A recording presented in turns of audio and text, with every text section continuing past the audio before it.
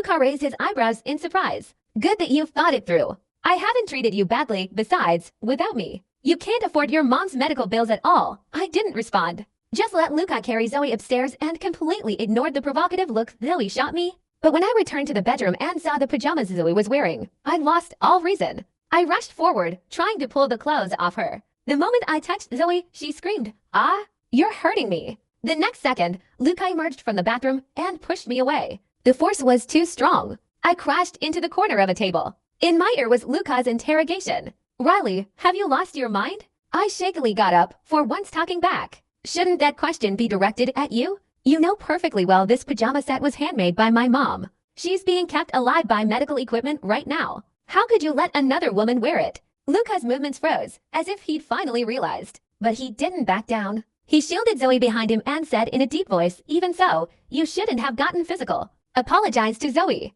My voice choked. She's the one who did wrong. Why should I apologize? Luca laughed coldly. "Fine, keep acting tough if you've got the guts. Just don't regret it." With that, he turned to look at Zoe, his voice carrying a tenderness he'd never shown me. "Change back into your own clothes. I'll take you to the hospital." Zoe nodded, giving me a provocative look before leaving. I hadn't wanted to cry, but the contrast was too great. The grievance pressed down on me till I couldn't breathe. Fluid from the wound on my forehead slid down my cheek. My phone lit up with a familiar message. "My promise to repay you still stands. As long as you're willing, I'll marry you." I'd refused countless times before, but I didn't want to wait for Luca anymore. I'd waited 5 years for him. How many 5-year spans does a person get in one lifetime? I finally made up my mind to reply, "I'll marry you." Start preparing, but I never imagined Luca's punishment would come so quickly. The next day when I went downstairs, I was secured to a chair by 2 bodyguards. Placed in front of me were countless bottles of alcohol. My heart tightened as I looked at Luca sitting on the sofa.